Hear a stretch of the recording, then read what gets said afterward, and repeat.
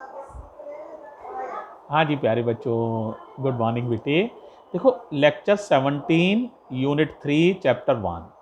ये बेटे एक सवाल ना मैं तुम्हें बहुत इम्पॉर्टेंट है, ये 12th वाला। हालांकि किसी बच्चे ने अभी पूछा नहीं है, लेकिन मुझे ये सवाल अच्छा लगा, तो मैं इसका ना आपको एक बार सॉल्यूशन समझा रहा हूँ। इसको समझो, सवाल ध्यान से पढ़ लो। देखो सवाल में कुछ इस तरह से कहा गया है, एक वायर है, तो वायर मैं काफ़ी मोटी बना रहा हूँ समझने के लिए। तो ये एक वायर है, एक ये वायर है, और इसमें से करंट चल रही है बच्चों। क्या चल रही है भाई? करंट। तो ये समझने के लिए वायर है, ये वायर की एक्सिस बना दी है। वायर की रेडियस जो है वो कैपिटल आर है, तो पूरे एरिया में से करंट चल रही है और कुल बहने वाली करंट आई है ना। यानी मैं ये कहना चाह रहा हूं पाई आर स्क्वायर एरिया में से बहने वाली करंट आई है ना, ये है। अब आपसे दो क्वेश्चन पूछे गए हैं। पहली बार कहता है कि पॉइंट जो है वो वायर के बाहर है, यानी small R is greater than capital R, ये पॉइंट की पोजीशन है। तो हमें यहां पर मैग्नेटिक फील्ड पता करना है, ये तो पहला सवाल है। दूसरी बार कहता है कि पॉइंट वायर के अंदर है, ये आर है पॉइंट अंदर, और यहां पर हमें मैग्नेटिक फील्ड पता करना है। और करंट यूनिफॉर्मली डिस्ट्रीब्यूटेड है, आई करंट है जो पूरे वायर में एक समान रूप से डिस्ट्रीब्यूटेड है। तो आपको ऐसी स्थिति में मैग्नेटिक फील्ड पता करना है। अब देखो फर्स्ट केस को पहले हम देख रहे हैं, केस फर्स्ट। बताओ केस फर्स्ट क्या था बच्चों? बोलो। When observation point lies outside the wire, outside the wire, ये केस फर्स्ट था। तो देखो बेटे, एम्पियर सर्कुलर लॉ से मैं सॉल्व कर रहा हूं। पॉइंट एयर में है, एयर में जो आपको पता ही है, जो मैग्नेटिक परमिएबिलिटी होती है म्यू नॉट होती है। तो सबसे पहले मैंने एक लूप खींच दिया, और ये लूप के अंदर सारी करंट थ्रेडेड हो रही है। इस लूप के अंदर सारा करंट इसी लूप के घेरे में है। तो करंट थ्रेडेड हो गई हमारी कितनी? करंट थ्रेडेड हो गई आई। अब जरा एम्पियर सर्कुलर लॉ बोलो क्या था? Integral B vector dot DL vector equals to mu naught. Mu naught क्यों? क्योंकि पॉइंट कहां पर है? एयर में। Mu naught times current threaded by the loop.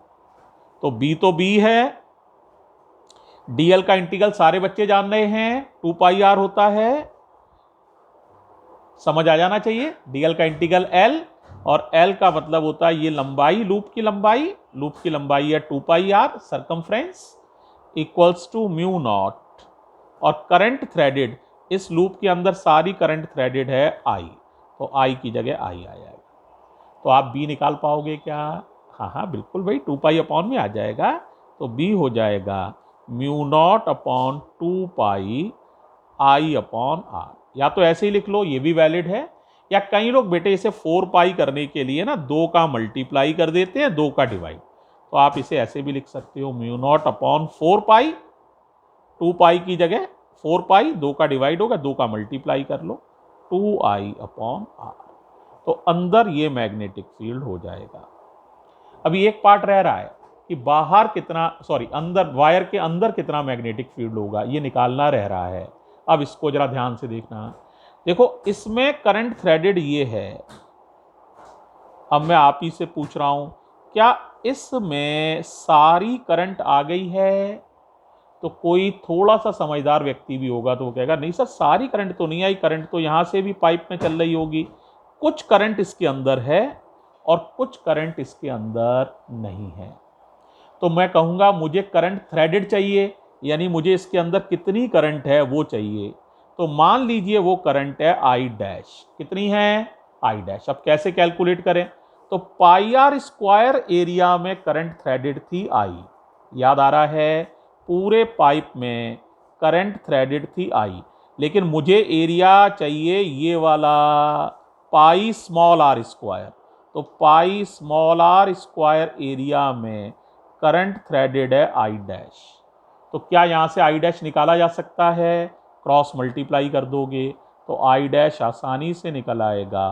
कितना निकलेगा बताओ, पाई छोटा R square into I divided by pi बड़ा आर स्क्वायर। पाई से पाई कैंसिल, तो आई डैश आ जाएगा बेटा small are square I upon capital R square.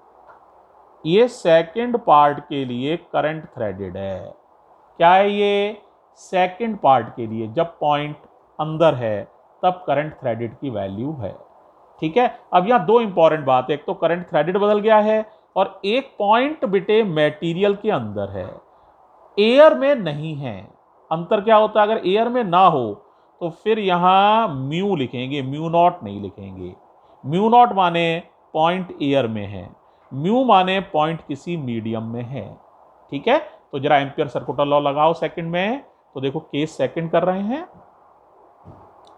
Case second क्या है प्यारे बच्चों, when point lies inside the wire, when point lies inside the wire.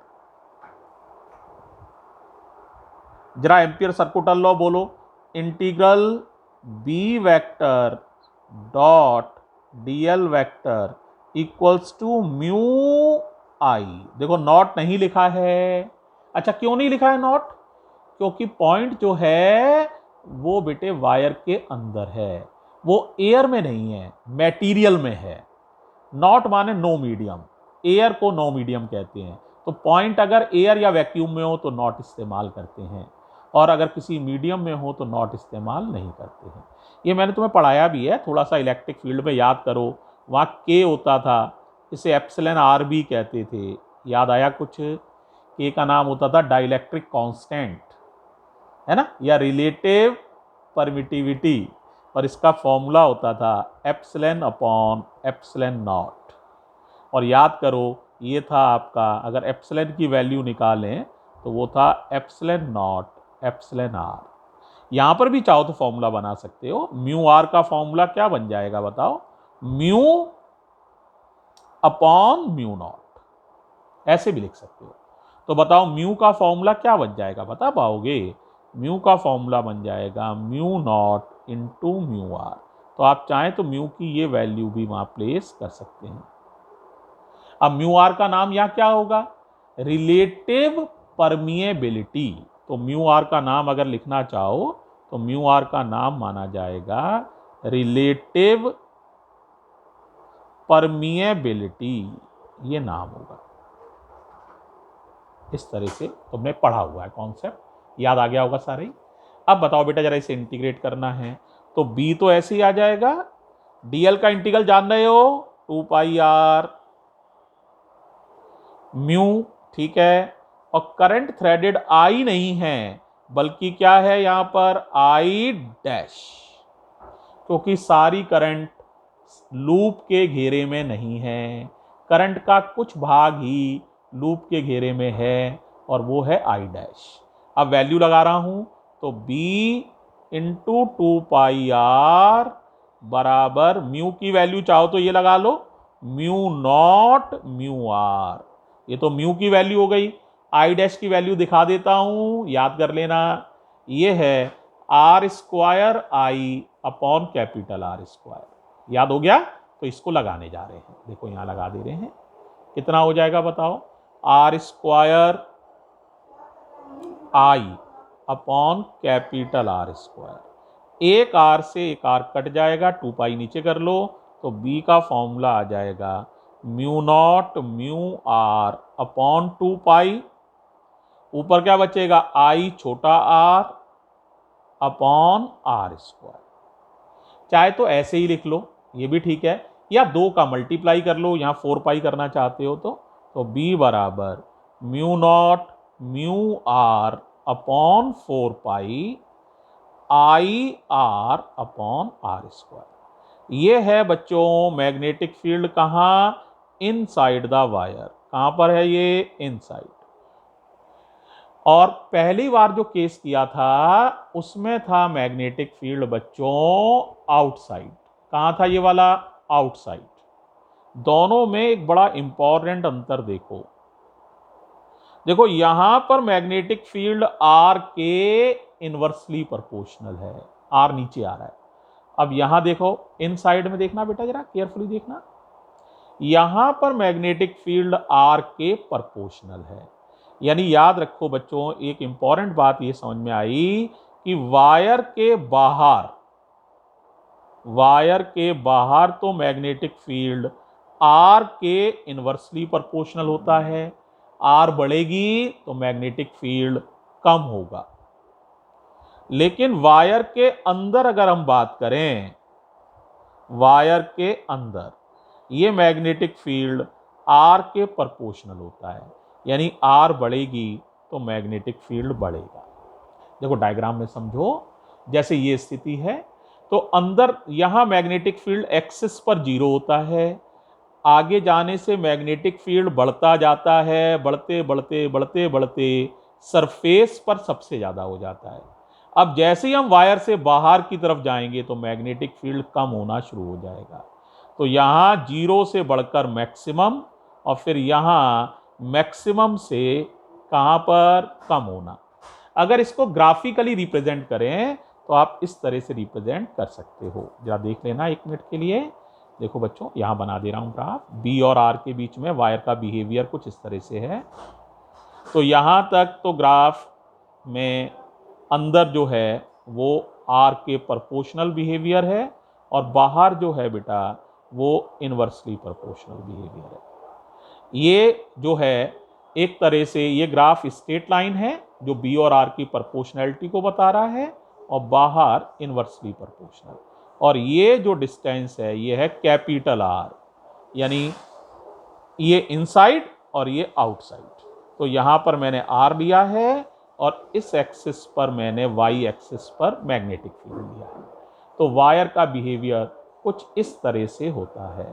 ठीक है, ये ग्राफ स्ट्रेट लाइन है, और इसको जो इनवर्सली प्रोपोर्शनल होता है ना, इसको कहते हैं हाइपरबोला बिहेवियर होता है, रेक्टेंगुलर हाइपरबोला।